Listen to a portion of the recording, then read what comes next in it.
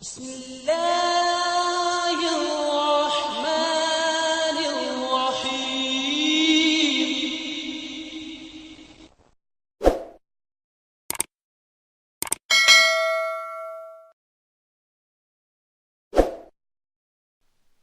ہم تو رکھتے ہیں مسلمانوں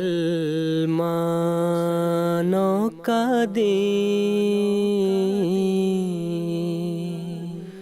دل سے ہے خدا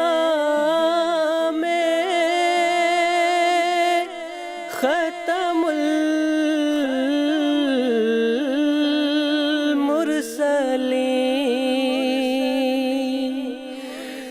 دل سے ہے خدا میں ختم المرسلین،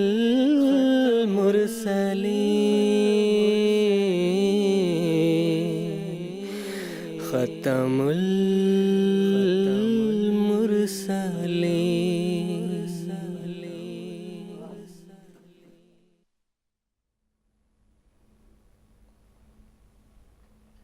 زین الدین صاحب حامد سے بھی میں یہ پوچھنا چاہوں گا کہ جس طرح میں نے تمہید میں بھی اس بات کی طرف اشارہ کیا ہے کہ مختلف مذاہب میں آخری زمانے میں ایک مصلح قیامت کے بارے میں پیش گوئیاں ہیں، اور حضرت اقدس مسیح موعود علیہ السلام نے موعود اقوام عالم ہونے کا جو ہے اللہ تعالیٰ کے اذن سے دعویٰ دنیا کے سامنے پیش کیا ہے۔ اور یہ ایک عجیب بات یہ بھی ہے کہ دنیا میں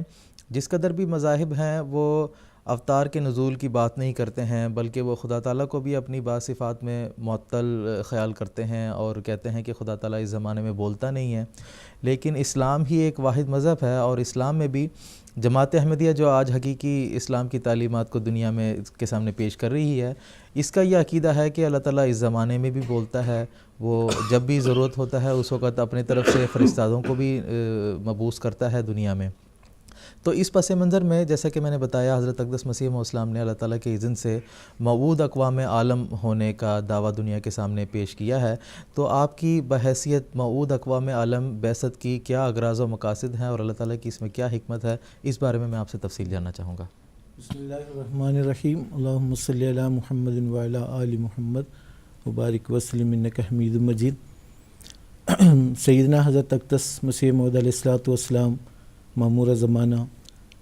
حضرت مرزا غلام احمد صاحب قادیانی علیہ السلام کے دعوی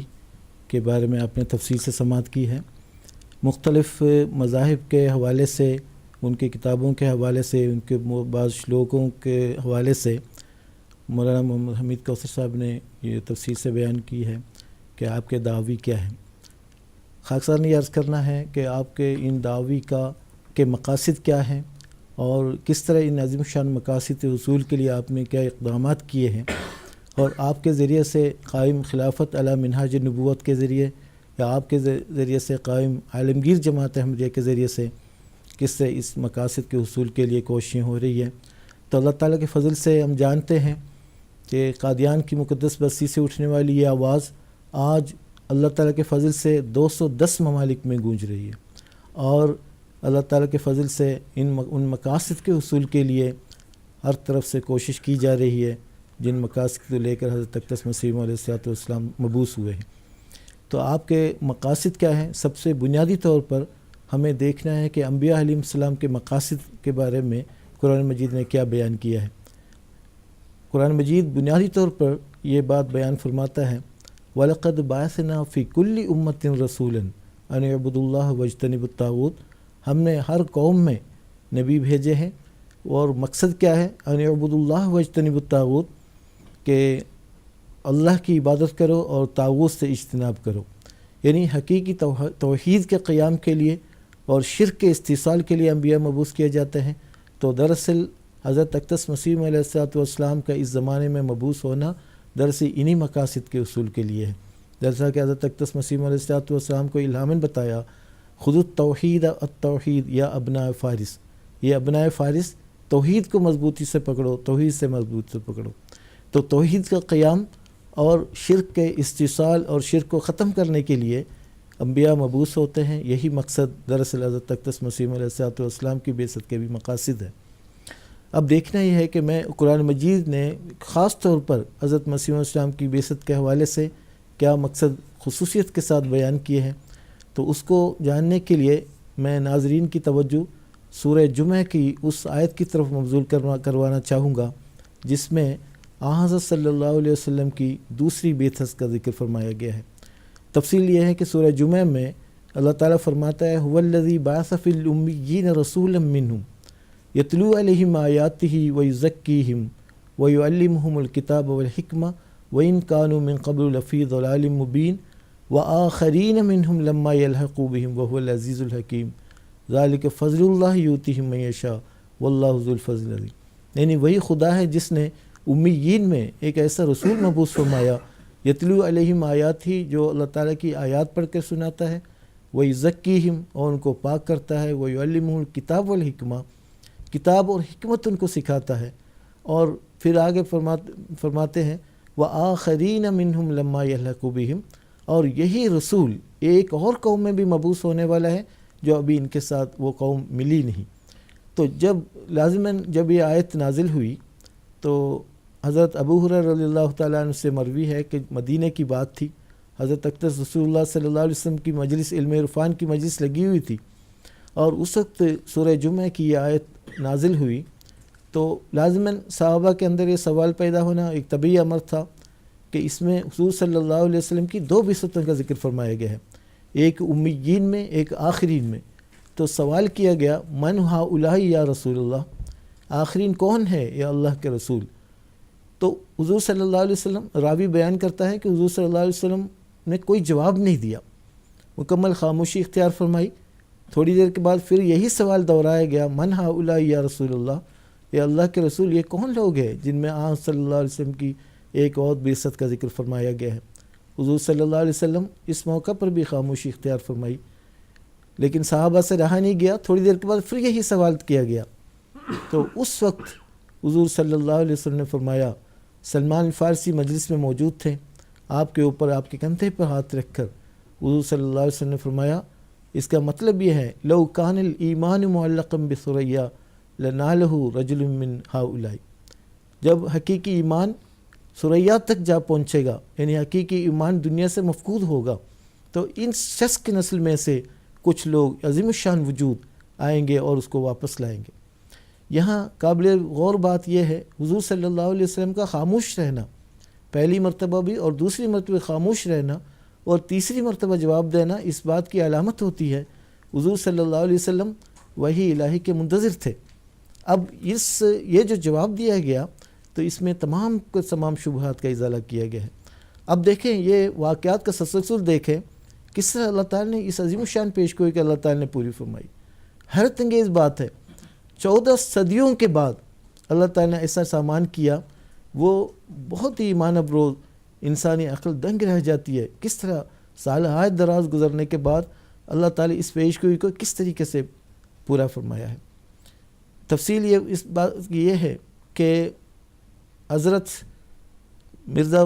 مسیح علیہ السلام کے مورث اعلیٰ حضرت مرزا ہادی بیگ صاحب اپنے 200 ساتھیوں کے ساتھ، غالباً 1530 عیسوی کا واقعہ ہے، سمرقند سے اپنے 200 ساتھیوں کے ساتھ، نامعلوم وجہ ہے، کوئی بنیادی مقصد نہیں تھا، لیکن اللہ تعالیٰ کی تقدیر کار فرما تھی کہ اپنے 200 ساتھیوں کے ساتھ مختلف علاقوں کا سیر کرتے ہوئے، مختلف ممالک کا سیر کرتے ہوئے آخر اس جگہ جا کے آباد ہوئے جہاں پر آج قادیان ہے۔ اب دوسری طرف دیکھیں حضرت اقدس مسیح موعود، پھر ان کے قیام کے نتیجے میں اس کے بعد یہاں کے حکام نے اس علاقے کا قاضی مقرر فرمایا، اور اس طریقے سے اسلام پور قاضی کے نام سے پھر بعد میں اسلام پور حذف ہو کر قادی بن گیا، پھر قادیان بن گیا۔ دوسری طرف ایمان افروز بات یہ ہے حضرت اقدس رسول اللہ صلی اللہ علیہ وسلم کی یہ پیشگوئی کرنا۔ آپ نے فرمایا یخرج المہدی من قریۃ یقال لها قدہ، قدہ نامی بستی سے امام مہدی کا ظہور ہوگا۔ یہ ایک حیرت انگیز پیشگوئی ہے۔ تو اللہ تعالیٰ نے کیسا سامان کیا، کیسے سلسلہ وار واقعات رونما ہوئے، پھر بالآخر وہ عظیم شان تاریخی ساعت بھی آ گئی، نمودار ہوئی کہ حضرت اقدس مسیح علیہ السلام 1835 عیسوی میں اسی بستی میں پیدا ہوئے، وہ عظیم الشان انقلابی تحریک جو حضرت اقدس مسیح علیہ الصلوۃ والسلام کے ذریعے سے اللہ تعالیٰ نے جاری فرمایا اسی بستی سے پیدا ہوئی۔ اب میں حضرت اقدس مسیح علیہ الصلوۃ والسلام کے اپنے ہی الفاظ میں آپ کے دعوی کے بارے میں کچھ تفصیل بتا دوں گا۔ حضرت اقدس مسیح علیہ السلام فرماتے ہیں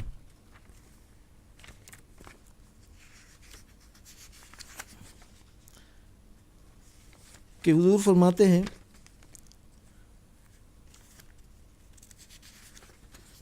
کہ وہ کام جس کے لیے خدا نے مجھے مأمور فرمایا ہے وہ یہ ہے کہ خدا میں اور اس کی مخلوق کے رشتے میں جو کدورت واقع ہو گئی ہے اس کو دور کر کے محبت اور اخلاص کے تعلق کو دوبارہ قائم کروں، اور وہ روحانیت جو نفس کی تاریکیوں کے نیچے دب گئی ہے اس کا نمونہ دکھلاؤں، اور سب سے زیادہ یہ کہ وہ خالص اور چمکتی ہوئی توحید جو ہر قسم کے شرک کی آمیزش سے پاک ہے اس کو دنیا میں قائم کروں۔ الفاظ یہ ہیں اس ہر قسم کی شرک سے خالی ہے جو اب نابود ہو چکی ہے، اس کا قوم میں دائمی پودا لگاؤں۔ فرمایا خدا نے مجھے اس لیے بھیجا ہے کہ تا میں حلم، خلق اور نرمی سے گمگشتہ لوگوں کو خدا اور اس کی پاک ہدایتوں کی طرف کھینچوں، اور وہ نور جو مجھے دیا گیا ہے اس کی روشنی سے لوگوں کو راہ راست پر چلاؤں۔ پھر فرمایا میں اس لیے بھیجا گیا ہوں تاکہ ایمانوں کو قوی کروں اور خدا کا وجود لوگوں پر ثابت کر کے دکھاؤں۔ سو میں بھیجا گیا ہوں تا سچائی اور ایمان کا زمانہ پھر آوے اور دلوں میں تقوی پیدا ہو۔ حضرت اقدس مسیح علیہ الصلوۃ والسلام کی تحریرات کا بغور جائزہ لینے سے یہ معلوم ہوتا ہے کہ وہ 6 مقاصد ہیں جن کے لیے حضرت اقدس مسیح علیہ الصلوۃ والسلام مبعوث کیے گئے ہیں۔ نمبر 1 وہ 6 مقاصد میں پڑھ دیتا ہوں۔ نمبر 1 خالق اور مخلوق کے درمیان مضبوط رشتہ قائم کرنا، یعنی مخلوق میں اپنے خالق کے حقیقی عرفان پیدا کرنا اور خدا اور انسان کے درمیان اس تعلق کو جوڑ دینا جو انسان کی پیدائش کی اصل غرض و غایت اور اسلام کا اولین مقصد ہے۔ 2 مسلمانوں کے عقائد و اعمال کی اصلاح کرنا۔ 3 زمانے کے تقاضوں کے مطابق قرآنی علوم کا انکشاف۔ نمبر 4 ادیان باطلہ پر اسلام کو غالب کرنا اور صلیبی عقائد کو توڑنا۔ نمبر 5 مختلف مذاہب میں مختلف ناموں کے ساتھ آنے والے مذہبی مصلحوں کو ایک ہی وجود میں جمع کرنا، یعنی ان سبھی پیشگوئیوں کے آپ ہی مصداق ہیں۔ نمبر 6 دنیا کو ایک نئے اقتصادی نظام سے متعارف کروانا جو کہ الوسیت کے نام سے ساری دنیا میں سرگرم عمل ہے۔ یہ 6 اغراض ہیں جو حضرت مسیح علیہ السلام نے بیان کیے ہیں، اور احمدیت کی ساری تاریخ انہی 6 نقطوں کے ارد گرد گھومتی ہے۔ حضرت اقدس رسول اللہ صلی اللہ علیہ وسلم کے بعض ارشادات میں بھی آنے والے موعود کے مقاصد کو بارے میں بیان کیا گیا ہے۔ ایک حدیث پیش کرتا ہوں۔ حضور صلی اللہ علیہ وسلم نے فرمایا یوشک من عاش منکم ان یلقا عیسی ابن مریم اماما مہدیا حکما عدلا یکسر الصلیب و یقتل الخنزیر و یذل الجزیہ، یعنی قریب ہے کہ جو تمہیں سے زندہ ہے وہ دیکھیں گے کہ عیسی ابن مریم امام اور مہدی اور حکم اور عدل، یہ 4 منصفی صفات کا ذکر کیا گیا ہے، یہ بن کر آئیں گے، اور ان کے مقاصد میں اہم ترین مقصد یہ ہے یکسر الصلیبہ، صلیب کو توڑیں گے، یعنی قوی دلائل کے ساتھ، ناقابل تردید براہین کے ساتھ صلیبی عقائد کو پاش کریں گے، اور اسی طرح خنزیر کو قتل کریں گے، و یذل الجزیہ، اور جزیہ کو موقوف کریں گے۔ تو یہ بنیادی مقاصد ہے جن کی خاطر حضرت اقدس مسیح علیہ الصلوۃ والسلام مبعوث ہوئے ہیں۔ تو وہ حضور فرماتے ہیں دیکھو وہ زمانہ چلا آتا ہے بلکہ قریب ہے کہ خدا اس سلسلے کی دنیا میں بڑی قبولیت پھیلائے گا، اور یہ سلسلہ مشرق و مغرب، شمال و جنوب میں پھیلے گا، اور دنیا میں اسلام سے مراد یہی سلسلہ ہوگا۔ یہ باتیں انسان کی باتیں نہیں، یہ اس خدا کی وحی ہے جس کے آگے کوئی بات انہونی نہیں۔ تو حضرت مسیح علیہ الصلوۃ والسلام بعثت کے عظیم الشان مقاصد ایک اسلام کو ساری دنیا میں پھیلانا اور تمام ادیان باطلہ پر اسلام کو غالب کرنا ہے، اور جیسا کہ تمام مفسرین نے اس بات پر اتفاق کیا ہے یہ امام مہدی علیہ السلام کے زمانے میں ہونا ہے۔ چنانچہ وہ عظیم الشان یونیورسل انقلاب کا آغاز ہو چکا ہے، ساری دنیا میں تبدیلیاں آ گئی ہے۔ تو یہی وہ مقاصد ہے جن کی خاطر حضرت اقدس مسیح علیہ السلام مبعوث ہوئے ہیں۔ جی جزاک